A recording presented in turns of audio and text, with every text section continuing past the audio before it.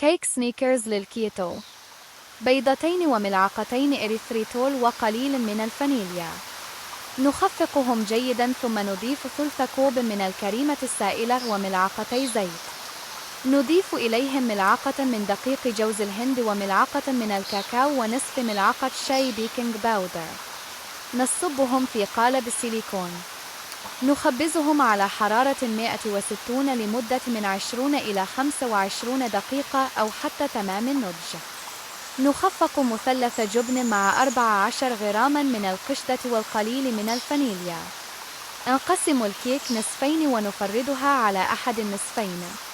لعمل زبدة الكراميل نذيب القليل من القهوة الفورية في ملعقة ماء، ونذيب معهم ملعقة من الإريثريتول ثم من 10 إلى 15 غراما من الزبدة، ثم نضيف القشطة المعلبة أو الكريمة السائلة، ونقلبهم معا حتى نحصل على القوام المطلوب. نفتت بعض السوداني بمحضر الطعام.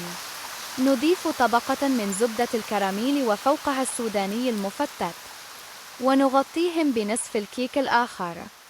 نذيب شوكولاتة غير محلاة مع ملعقة من الزيت والإرثريتول ونضيف لها بعض السوداني المفتت أيضاً، أو يمكن تحضير جناش من القشطة والقليل من الكاكاو وملعقة إريثريتول، ثم نصب الشوكولاتة فوق الكيك جميعاً ونبرده لمدة ساعة. استمتع بحصتك مع كوب من الشاي.